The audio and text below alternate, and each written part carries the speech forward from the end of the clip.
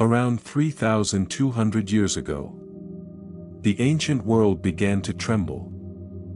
Great empires that had seemed eternal started falling one after another. Cities that had flourished for centuries turned to ash. Trade routes connecting entire continents were severed. In some regions, writing itself nearly disappeared. This did not happen in just one country. And it was not caused by a single enemy. Something far more terrifying and complex swept across almost the entire known world, from Greece to Egypt, from Anatolia to the Levant. Historians still argue about what exactly triggered this catastrophe.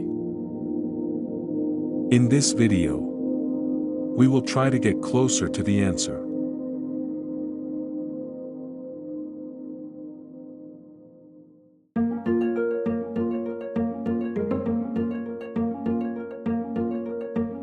Around 1200 BCE, the ancient world was experiencing a true golden age. Across a vast territory, from Greece to Mesopotamia, and from Anatolia to Egypt, a complex and tightly connected system of states existed. This was the first truly international world in human history. Egypt, under the pharaohs of the New Kingdom, remained one of the most powerful empires. The Hittite Empire controlled much of Anatolia and northern Syria. In Greece, the Mycenaean palace states flourished. In the Levant stood wealthy trading cities such as Ugarit. Assyria and Babylon also played important roles in this balance of power. Between these powers, there were active diplomatic relations, royal marriages, extensive trade, and even international treaties. Metals, grain, textiles, luxury goods, and information moved across both land and sea. The Bronze Age world was not simply a collection of separate civilizations. It was a real system, interdependent. And as it would soon turn out, vulnerable. It was precisely this complex web of connections that made the catastrophe that was about to unfold so vast in scale.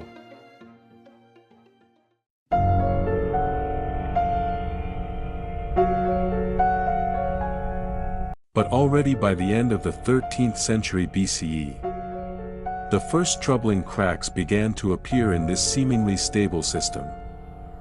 Across different parts of the ancient world, signs of serious problems emerged almost simultaneously. In letters found in the archives of Ugarit and other cities, increasingly desperate requests for help appear, for grain, for troops, for protection. Archaeologists have found evidence of powerful earthquakes that destroyed or severely damaged many cities in the eastern Mediterranean during this period. At the same time, data points to prolonged droughts. Climate studies show that the region experienced several decades of abnormally dry conditions.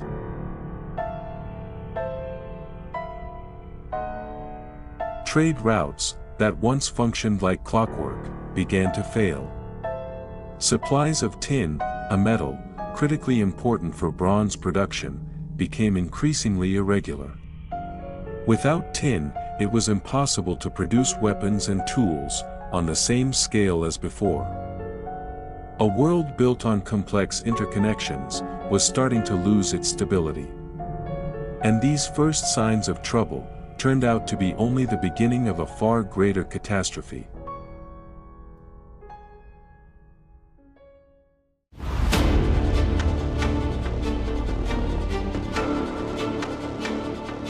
The most famous and dramatic version of the Bronze Age collapse is connected to the so-called Sea Peoples. In Egyptian inscriptions from the reigns of pharaohs Merneptah and Ramesses III, we find mentions of waves of invaders, who came from the islands in the midst of the sea, and swept across the shores of the eastern Mediterranean. These peoples attacked Cyprus, the Levantine coast, and even reached the borders of Egypt.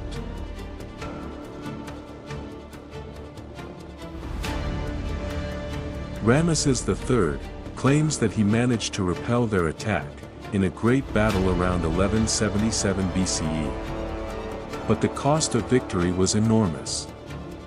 Many other states had no such protection. Who exactly were these sea peoples? It is important to understand that they were not a single unified people. Egyptian sources name several different groups: the Peleset, Shurden, Shikalesh, Denyen, Jeker, Weshish, and others.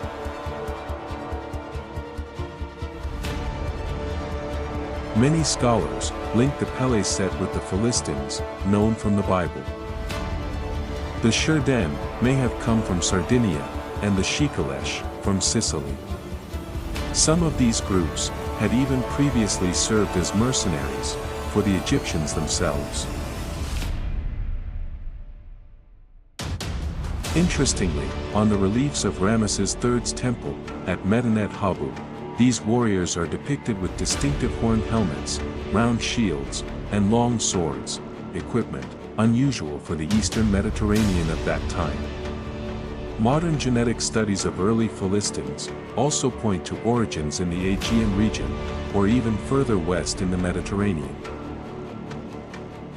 Archaeology shows that around the same period, several major cities, Ugarit, Hattusa, Mycenae, and others, were destroyed or abandoned.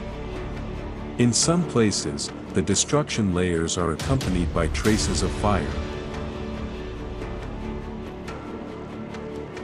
Perhaps the sea peoples were not so much organized invading armies as waves of displaced peoples driven by famine, drought, and social chaos. Either way, they became the most visible and frightening face of this catastrophe.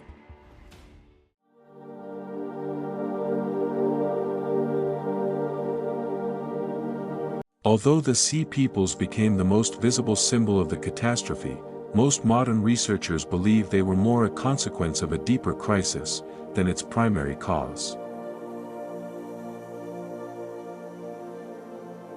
Climate data shows that in the late 13th and early 12th centuries BCE, the eastern Mediterranean experienced a prolonged period of severe drought.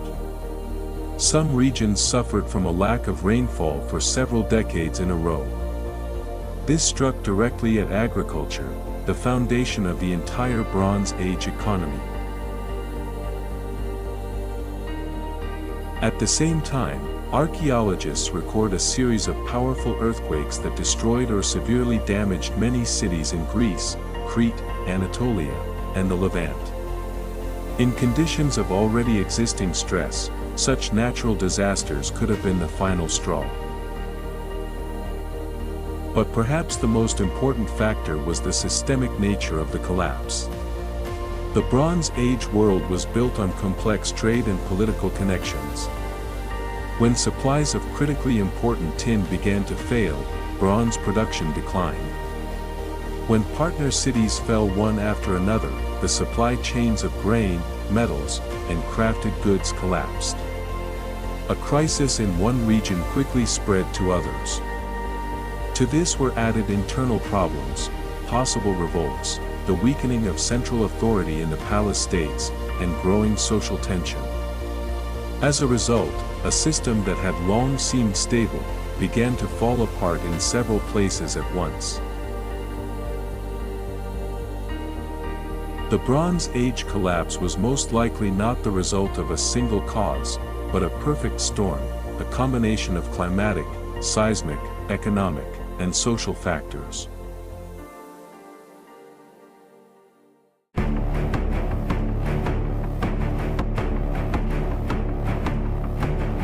The catastrophe did not unfold simultaneously, or in the same way everywhere, but its consequences proved devastating for most of the great Bronze Age powers.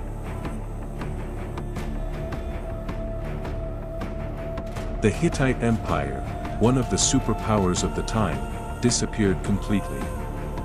Its capital, Hattusa, was destroyed and abandoned. The Hittite state, which had competed with Egypt for centuries, simply ceased to exist.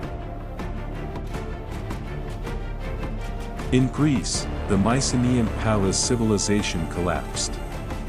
The great centers, Mycenae, Pylos, Tiryns, were destroyed or abandoned. Linear B, the script used for administrative records, vanished. The so-called Greek Dark Ages began, lasting for several centuries. The wealthy trading city of Ugarit on the Syrian coast was completely destroyed. The last letters found in its archives are filled with desperation, rulers begging for help, reporting approaching enemies and shortages of food. The city never recovered. Egypt survived, but was severely weakened. After repelling the Sea Peoples, the new kingdom entered a period of decline. Egyptian influence in the Levant sharply decreased, and internal stability was shaken. Even those states that formally survived the catastrophe, emerged from it greatly changed and weakened. The Old Bronze Age world, a world of palaces, international diplomacy, and complex trade, had effectively ceased to exist.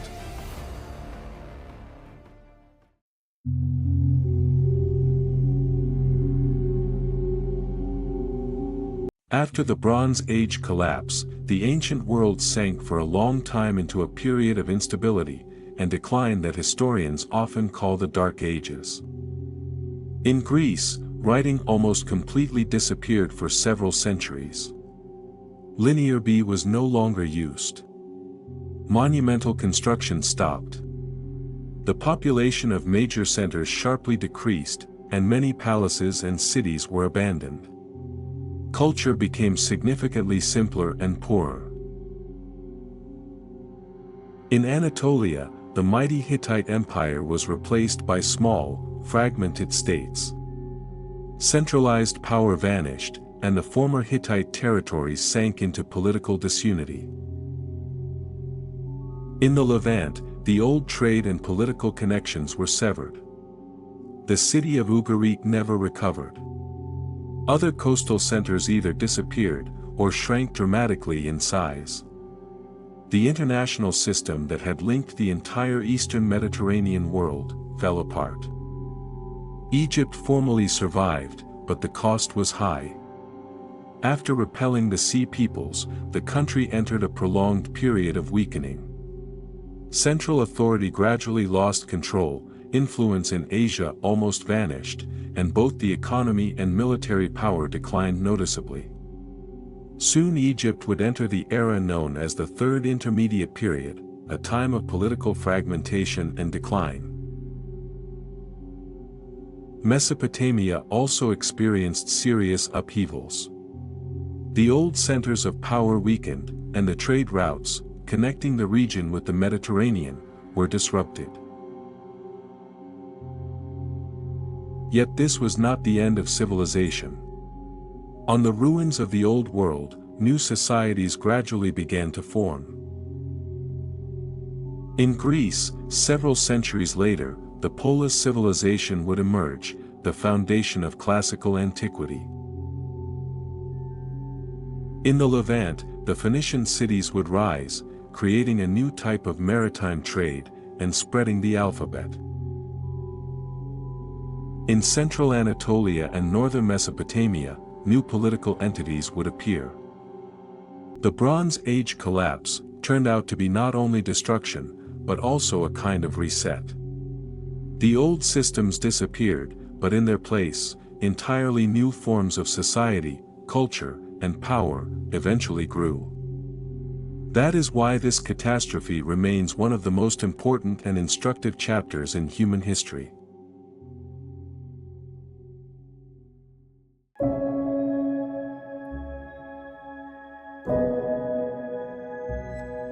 The Bronze Age collapse became the first known global catastrophe in human history. It was not merely the decline of a single civilization, but an almost simultaneous crisis of an entire system of interconnected societies stretching from Greece to Mesopotamia. It showed just how fragile even the most advanced and complex systems can be. Trade, diplomacy, palace administration, and technological superiority, none of this proved enough to protect the world from a combination of climate change, natural disasters, migrations, and internal weaknesses. Today, when we ourselves live in a deeply interconnected world, the history of the Bronze Age sounds especially sharp.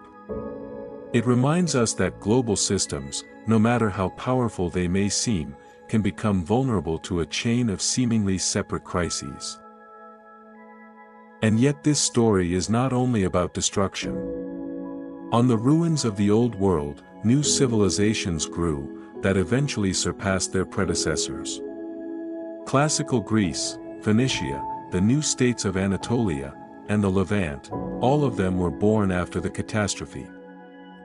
Perhaps the greatest lesson of the Bronze Age collapse is that even after the most severe upheavals, humanity is capable not only of surviving, but of creating something new.